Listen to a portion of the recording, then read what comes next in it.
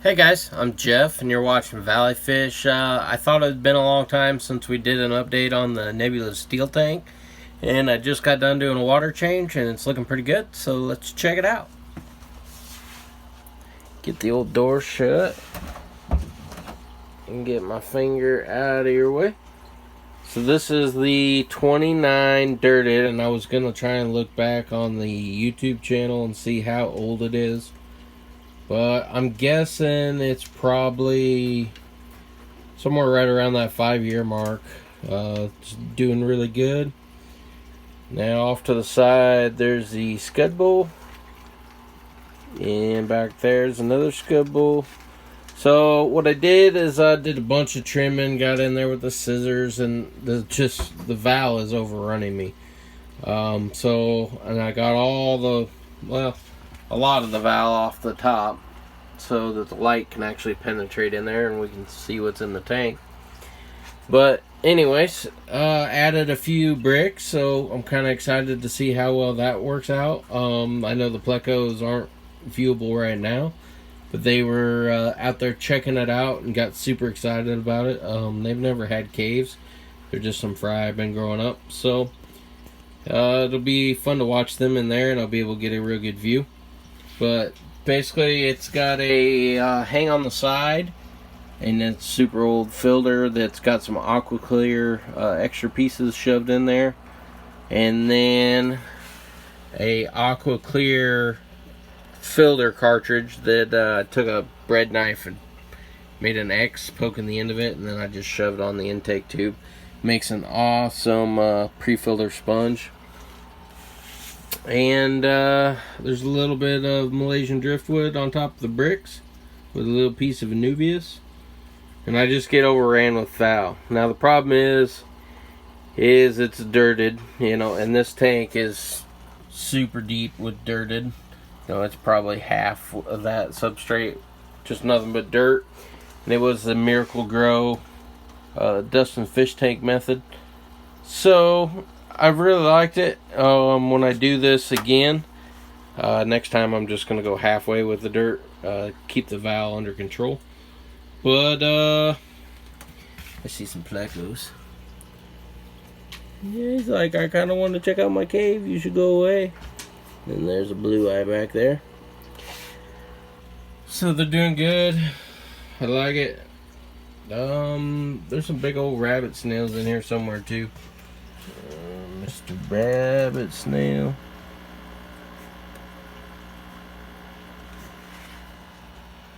Anyways, there's a bunch more in there. I was trying to get them to breed, but I'm not that great at breeding rabbit snails. I don't know what the secret is, but I bought a whole bunch, stuck them in there, and I think I've seen just a few babies. Whether they were born in here or just ones that I got that grew up, I'm not real sure. Kind of get lost, but they live a long time. So after I do my water change, I stick an airline hose in the hang-on back and then drape it around. Oh, yeah, these are dried celery pieces that I stuck up there to dry out. And then I snip them up into little pieces.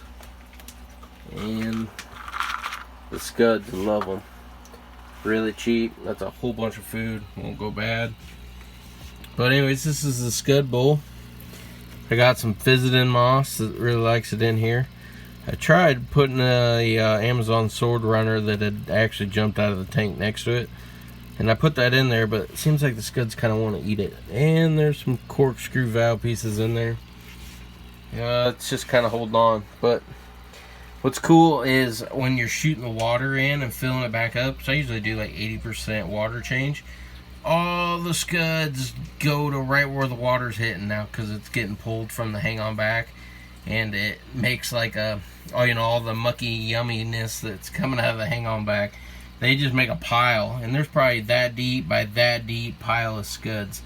And now that they got their water change, you can see they've slowed down quite a bit, but they were just flying around this little, it's actually a cookie jar, but I occasionally feed these guys, but not really often. I've started with the Garfield tank. If you know about that, I started that as a scud tank, and They're just kind of fun to watch. There's Mr. Pleco out on his brick. He's like, this is going to be my brick. So hopefully I'll get some Instagram pictures of them hanging out in their new bricks. And so if you're not following along over there, it's ValleyFish24. Post some fairly decent pictures when I can get them. I like that. So, well, guys, we're wrapping up around the 6-minute mark. Just kind of my Monday evening. I'm not sure when you guys will get to see this. But we can jump in. I'll show you a little bit closer view of the nebulas, and then I'll let you go. So, probably should do that since we said we were talking about these guys. So, the lighting on this one is really bad because it sits so far back on the tank. To make these guys pop, you really need to bring the light up forward. But you can kind of get an idea. Like that one there's not too colorful. When I go through and sort these guys again, he'll probably get pulled. But trying to find you a real good stunner. There's one I like. There's a really young fish and he's looking really good. And that guy's got a lot of black. He'll probably get pulled too. But anyways, I'm not scared of letting the genetic pool get a little deep. They all breed true. Now this line did come from 2 different sources. And so I got some females that look like, find the finger, like this one here that's got the dark fins. That one came from a different line. And I basically ended up pulling all the males out. I did put them in for a short period of time, but I like my males better. And I just added some different females just to kind of see what would come of that. And you know, the line didn't change a whole lot, but I'm seeing more and more females with some dark fins. So there's kind of an old male, but he's still good looking. Like I said, we just did a water change, so it's still a little bit cloudy. And these guys are trying to figure it out. Really wish I could catch that shimmer for you guys, but the lighting's just got to be perfect. But that guy's a little old, got chewed on quite a few times, but females do that. They're really super aggressive when it comes feeding time. But they're kind of a neat line. I like it. Get a lot of colors: red, blues, greens, tiger patterning. And there's the pleco. So anyways, there's a really nice one. And that's kind of the shimmer they all get, but when I open the back porch door and get direct light on this tank, they all shine, but the camera won't pick that up for whatever reason. One's probably my favorite. Nice little round tail. But I hope to start working on this when the rack gets going, and maybe we'll make it a little nicer. So I'm gonna let you guys go. Thanks for watching. Bye bye.